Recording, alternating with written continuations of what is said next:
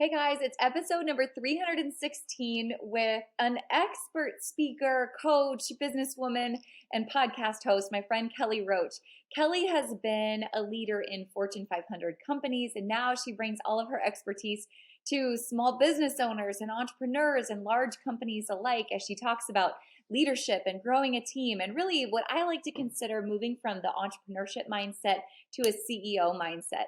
Today, Kelly goes into some serious gems of leadership and what it really means to be a CEO and lead your company. You guys, please meet my friend, Kelly Roach, top author, podcaster, expert, and speaker.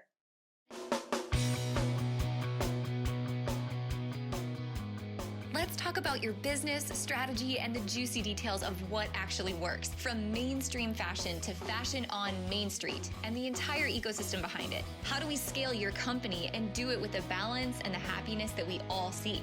Let's hear from those insiders, experts, and strategists that actually make it happen. I'm your host, Ashley Alderson from the Boutique Hub, and I can't wait to chat.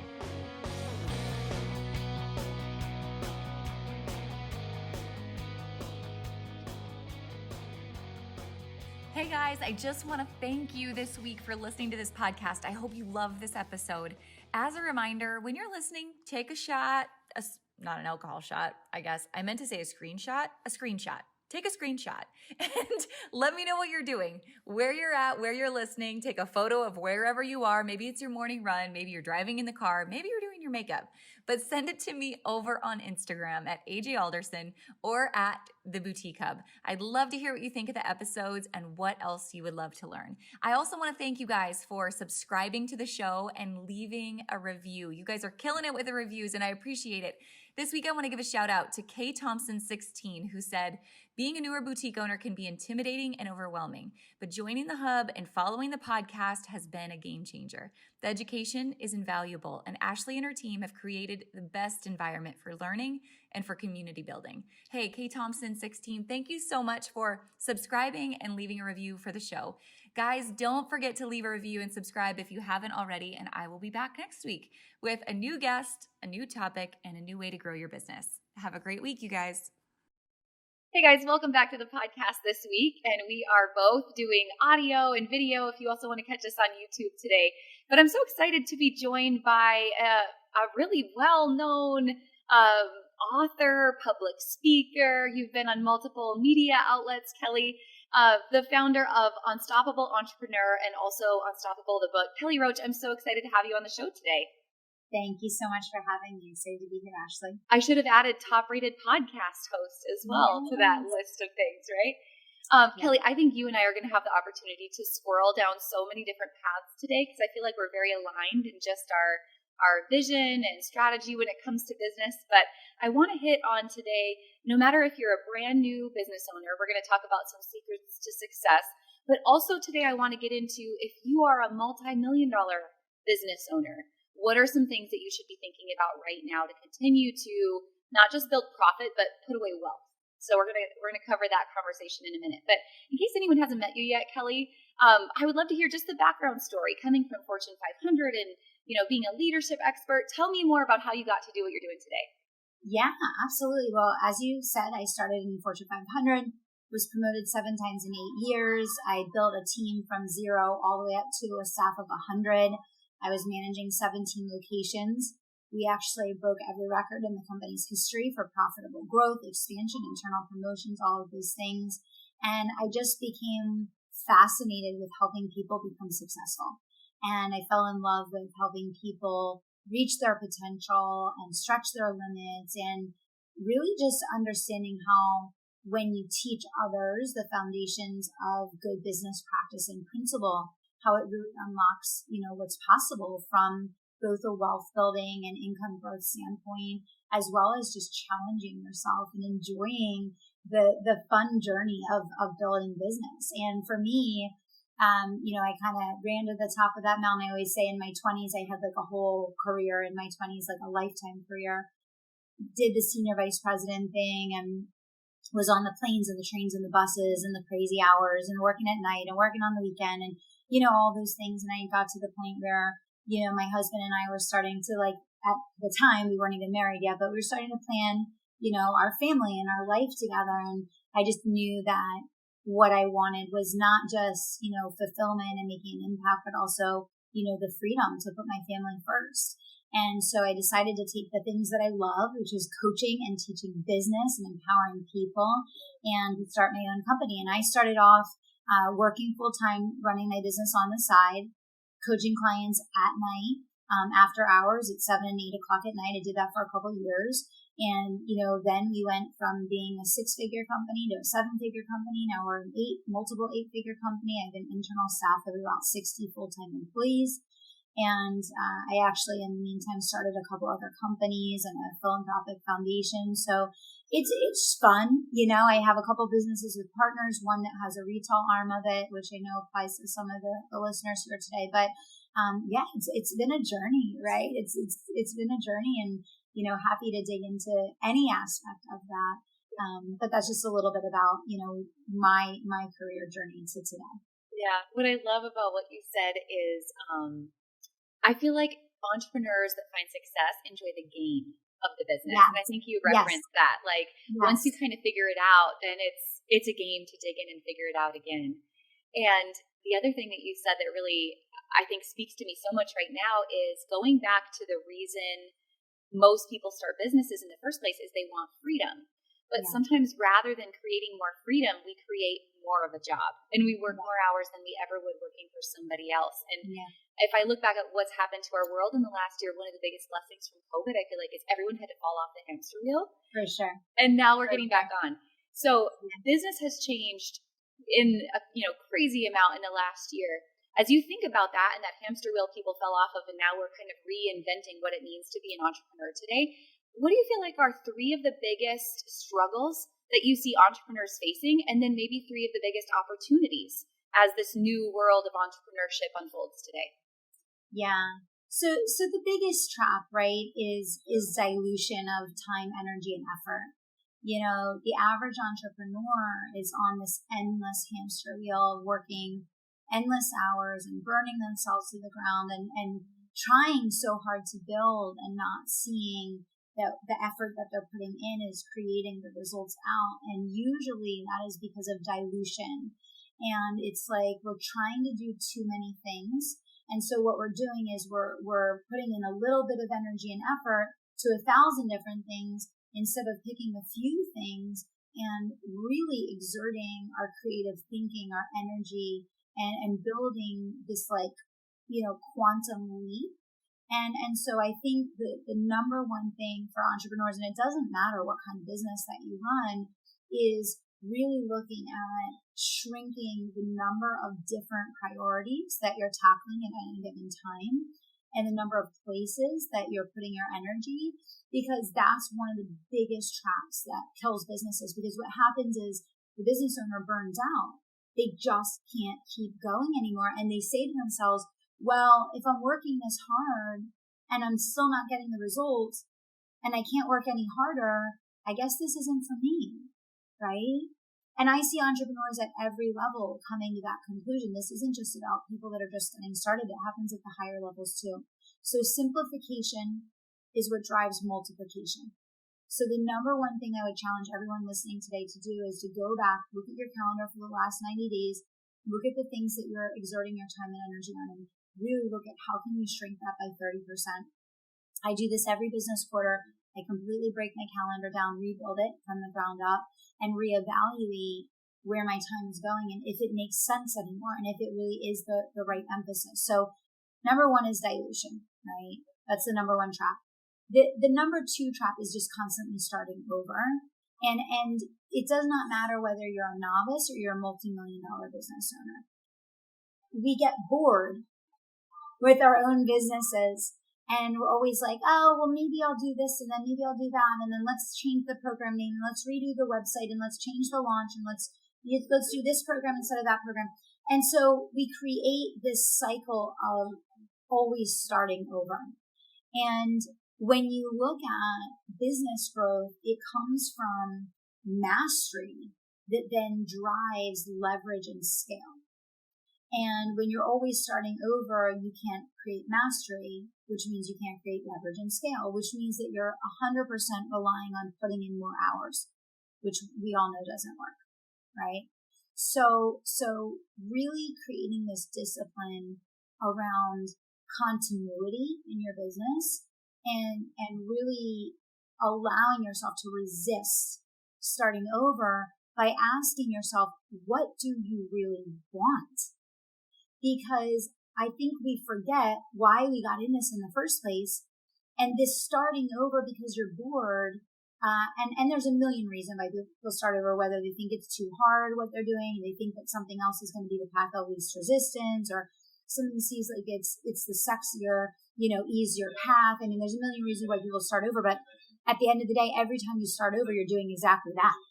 You are literally going back to zero and starting over. And then people wonder, why am I on this endless hamster wheel? Because you're running in place. You're not going anywhere, right? So I think those are two of the big ones. I know that was a lot, so I'll just pause there for a second. I love those two big ones. And what I hear you saying, in my mind, I equate it to, there's two ways of leading a company. We all start as an entrepreneur, and then you can change from being an entrepreneur to a CEO. And it's a mindset shift. And the things that you're saying to me equate to moving toward becoming a CEO. Is there anything else, like when I say entrepreneur versus CEO, that comes to mind that you think are shifts that we have to make along the way? Well, yeah, I mean, and that's what I would give as the third thing. And I teach so much on this, which is team building. I see entrepreneurs just holding on to too much, and they are the bottleneck to their own growth. And they are the person that is stealing their own freedom from themselves because they're not willing to unclench their fists and allow. And the biggest thing, and I will tell you, and I talk to my team about this all the time, they don't want to allow their team to fail because they're afraid. And because they don't allow their team to fail, their team always underperforms. If you don't encourage your team to fail, they're never going to try hard enough to create greatness. Never, ever, ever, ever. So unless you become a true CEO, which means allowing innovation, allowing testing, encouraging creativity, allowing people to fail forward, encouraging people to fail forward, you create this environment in which people play in this really small box. And so you always have mediocrity. And then you're like, I want to fire everyone because they suck. Yeah, I hear this from people all the time. They're like, I just want to fire everyone. I'm like, when the whole team's losing, you got to look at the coach, right? So, that's another thing, right? So we're always the cap to our team, and our leadership is always what then ripples out and creates the trends. And, the third biggest thing that keeps entrepreneurs from growing and scaling and enjoying freedom in their business is one, not investing enough in team. And then two, not allowing that team to stretch themselves to achieve greatness. I love that. So break this down for me for a second, thinking about allowing your team to fail forward. Put some context around leadership and you as the coach. What does that look like on a daily basis? Because I think there's a difference in leadership and micromanaging. Huge difference. So structurally, what does that mean to be an effective leader for your team? Yeah. So there's three layers, right? There's three layers. So the bottom layer is managing, and managing is tactical and transactional. It's the checks and balances to ensure the right initiative is taken and the right deliverables are achieved. And it's all about like tactical implementation, right? And that's fine. But that in and of itself is not going to drive sustainable hypergrowth, right? The next level up above that is leadership. And leadership is about inspiring greatness. It's really about encouraging creativity, innovation, failing forward, new ideas, testing, trying things, encouraging people to build their skill sets and expand their knowledge base. And then the third level above that, which is when you get in the space of really enjoying the benefits of having a team, is becoming the trusted advisor. And to me, the trusted advisor status, which is, I have about 15 leaders on my team now, and I'm working with each of them on elevating from manager to leader to trusted advisor. When you think about trusted advisor, it means that you're one of the top 3 people in this person's life that they would do anything not to disappoint. It means this person is going to walk on hot coals. They're going to do whatever it takes to not disappoint you, because that trust is so deep. That partnership is so close. That collaboration is so mutually beneficial that they understand that everything that you would ever ask them to do is creating a simultaneous promotion of all interests, and they can trust not only giving their best and being their best, but doing it wholeheartedly, even if they can't see the whole staircase, even if they don't have all the information, if they don't have all the answers, or trying to do something that's never been done before. And that's how you achieve greatness.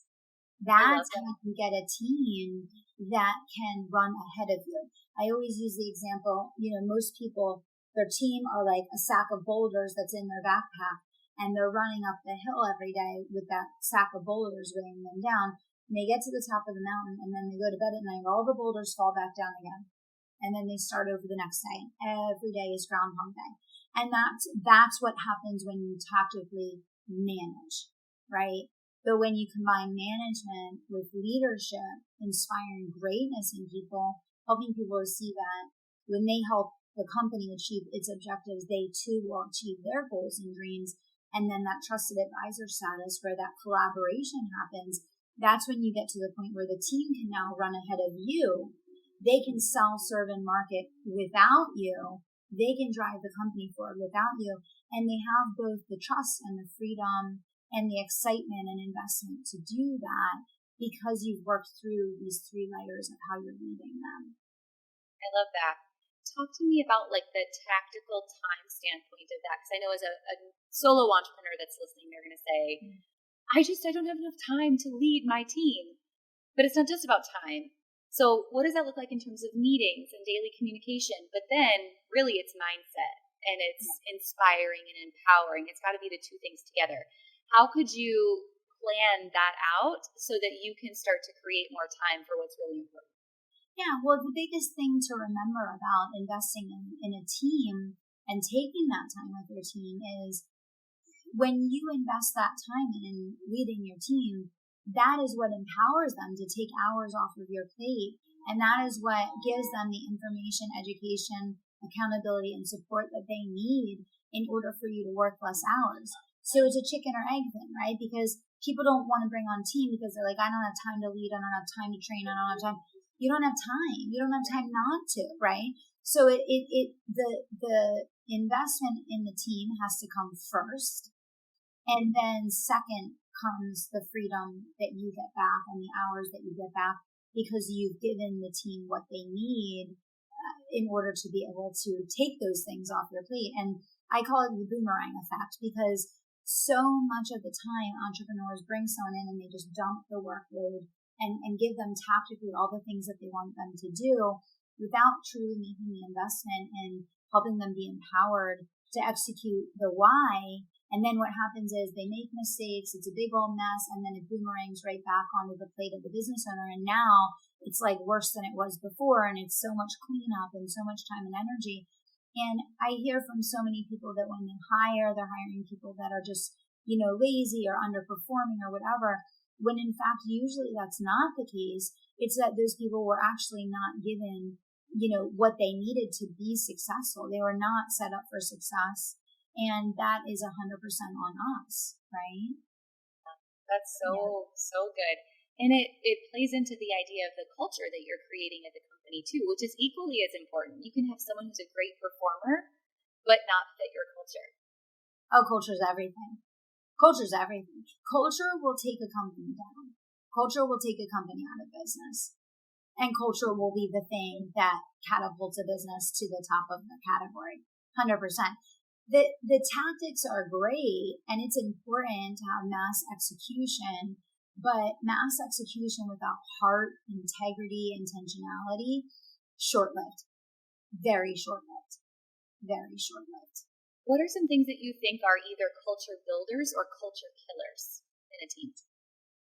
Yeah, culture builders, caring about people and really investing in them and making time to know and understand their goals, their dreams, their vision, making plans to help them achieve the things that matter to them, really creating a trusted partnership, investing in them, providing education and support and collaboration, really seeing it as a relationship, that people are mutually invested in. So, that's that. I think the things that break down culture is when there isn't strong communication, when people are being led very tactically and transactionally, and when there isn't enough time spent on teaching, coaching, and training people around the why and the mission and the vision and really what goes into the decisions that are being made. Because if people are just operating on surface level information, it's never going to create value. It's never going to create the commitment and investment that you will need to get the results, right? Hey guys, here at The Hub, we're committed to finding the best tools and resources we can find to help you grow your business. And that's why we're so excited to share more about CommentSold. For those of you who may be rocking your CommentSold lives already, or you're new around here, here's a little bit more about what CommentSold does. They're an all-inclusive e-commerce and social selling platform that allows busy business owners like you to sell and scale online simply. You can host engaging live sell videos or post on social media, your branded app, turn comments into shopping carts, automate your workload, and definitely get support from the dedicated experts and a community of booming boutiques at CommentSold. If you don't have an app, they've got you covered for no additional cost that their business plan offers. To help up-level your online sales, the CommentSold team is offering all of you, our Boutique Chat listeners, a free ring light when you start a 30-day trial. And if you're a Boutique Hub member, remember, you get a discount on CommentSold. To get started, claim your ring light while supplies last. Visit CommentSold.com/boutique chat. That's CommentSold.com/boutique chat. Yeah. Always going back to the why, starting with why, right? Yeah. Yes. What about the leader who feels like they have imposter syndrome? Like all of a sudden I'm sitting here leading this team. I've got my first couple of employees, but I really don't know what I'm doing, right? How can we face imposter syndrome? Well, I think there's no need for imposter syndrome because leadership is a set of skills. So if you're committed to being a good leader, then you just seek out to learn those skills. And so, there are ways that you can do that. Obviously, learning tools and YouTube videos and books and educational programs and support and all of that. But a lot of that happens on the ground. A lot of that comes through practice. I always say just the intention alone of making the decision that you want to be a great leader will separate you because most people don't care. Most people aren't really invested in being a great leader. They just want to extract a result from people. And so if you make the commitment alone to say, I want to learn to be a great leader and I'm committed to being better, each week, that in and of itself is going to set you apart, right? Yeah, I like that, the intention. Putting it out there says an awful lot about you, right? Just the intentionality of it.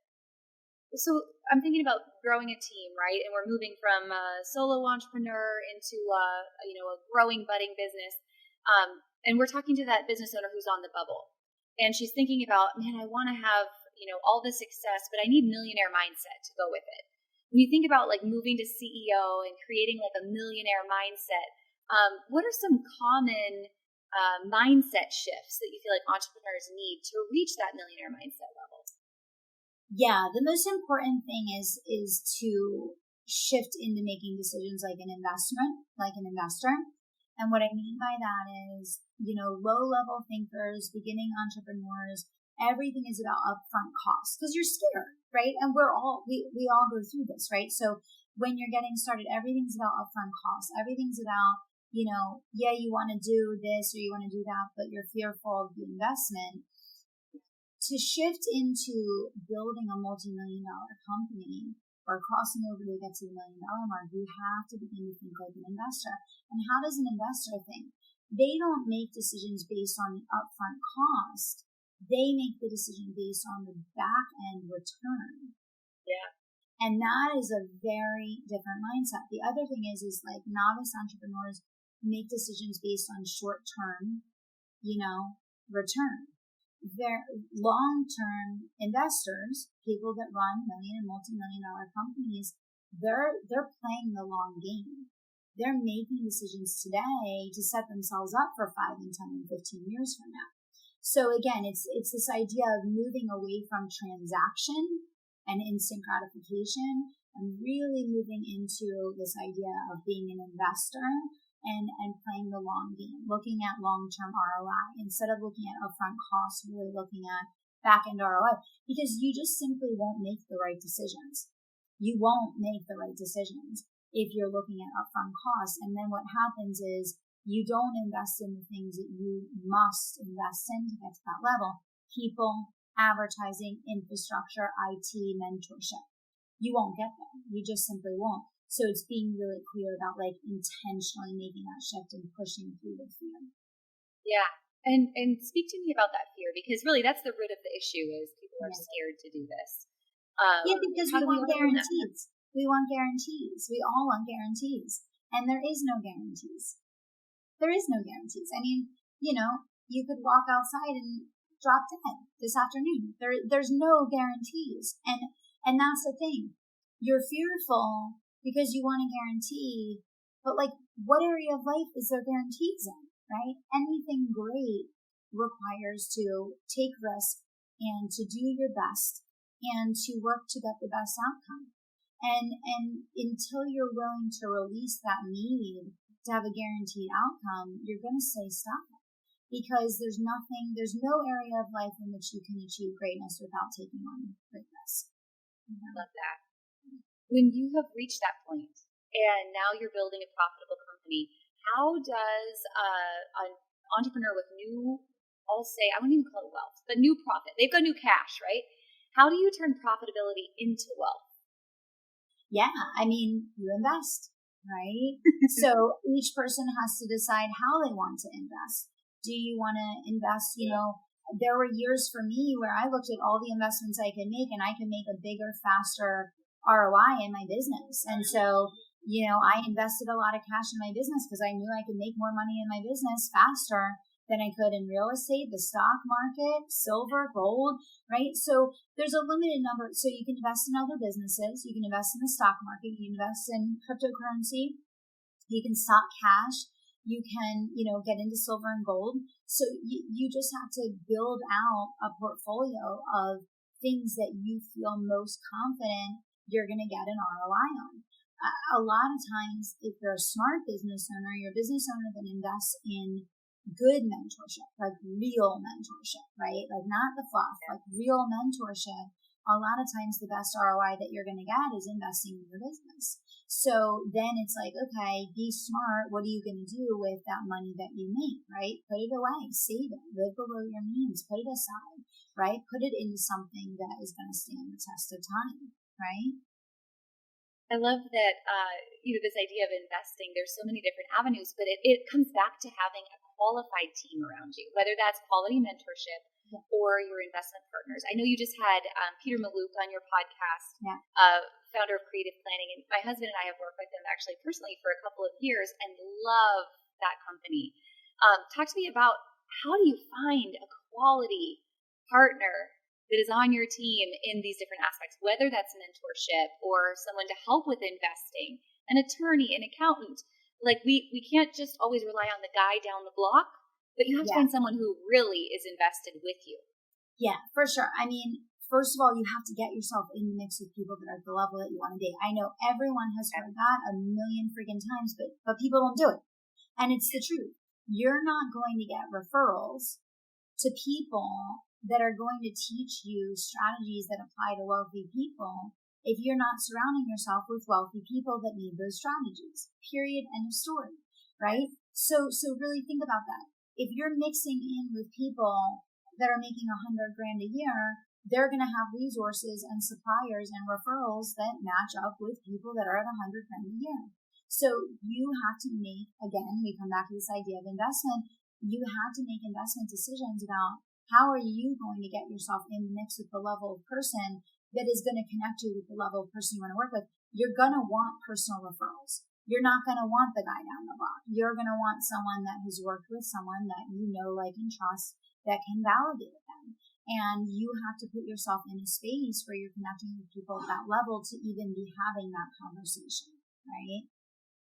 building for where you want to go versus where you are is such a huge mindset shift. Yeah, for sure.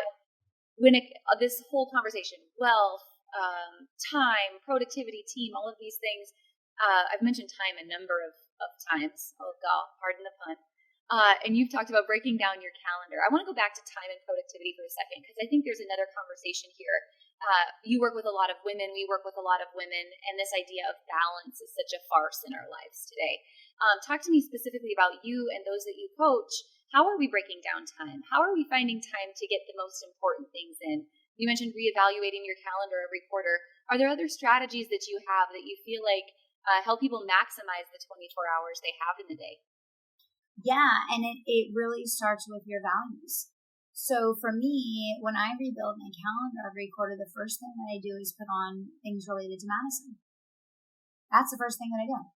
So the first step is, for me, it's family first. So I put on date nights. I put on time with Madison. I put on Madison's school schedule. I put on the things that I want to be present for my family. I put the boundaries around when is it work time and when is it family time. So I don't leave that to chance. That is scheduled. That is prioritized. And if you don't prioritize that, your business will swallow you whole. It will literally swallow. It will take everything that you are willing to give it at all times. It's a never-ending monster. And so, but the really cool thing is that you have complete control over deciding what these boundaries are going to be. But if you don't start by making a decision about what are my values, what are my values, what are my big rocks in my life that I want time for, who are the people and what are the things that need to come first, and plug them in first, then they will get pushed aside and they'll never fit in. And that's why people say, I don't have time to work out. I don't have time for my family. I don't have time for this. I don't have time, because you didn't prioritize that. That wasn't built into the way that you created your life. And this is why it's so cool that we can rebuild our calendars every quarter, because you might be sitting here saying, oh my God, I did it all wrong. Well, great. Make a new calendar. You're an entrepreneur. You get to do that anytime you want, right? You're in charge. And that we forget sometimes that we're in charge, right? Yes. Are you running your life, or is it running you? Okay. We've talked a lot about a lot of secrets today to success.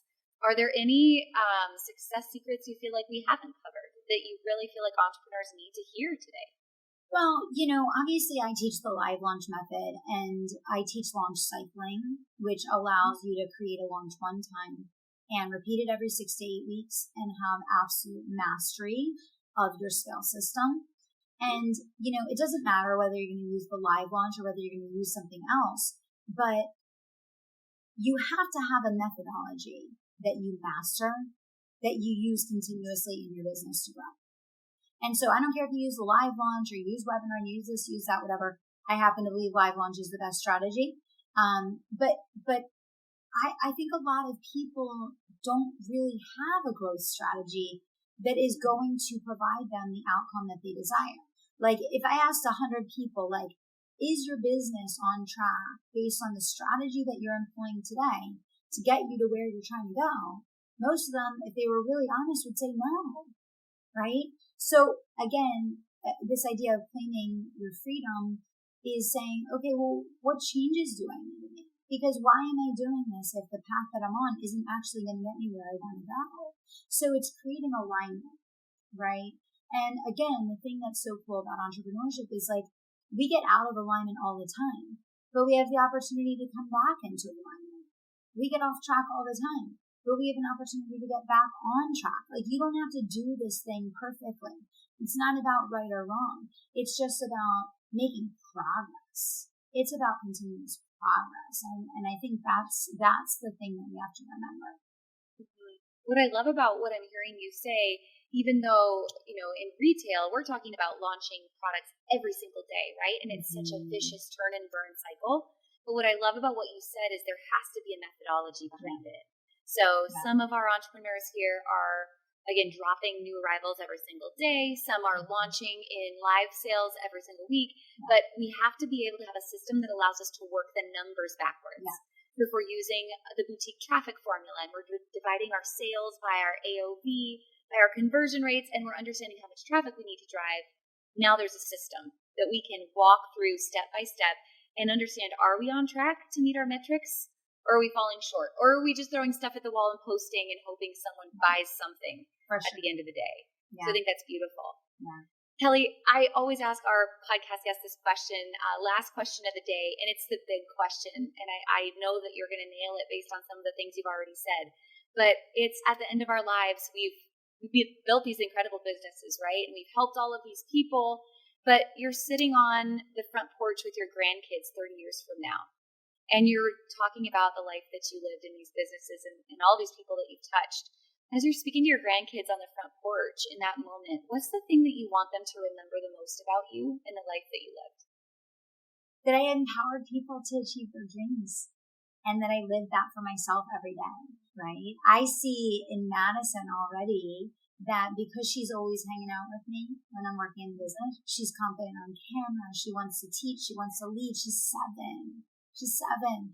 And so, it's just being in your everyday life, the person that you actually are destined to be, right? Not living someone else's life. And I want them to see that so many people's lives were changed because of me, but also that I showed up and lived those values every single day with my own family, right? And then I put my family first, right? And created opportunity because of the work that I was doing. I love that. Well, Kelly Roach, thank you so much for joining us on the podcast today. We have all the information about your book, your podcast, and where everybody can find you in today's show notes. But again, thank you so much for your time and very valuable advice today. Thanks for having me.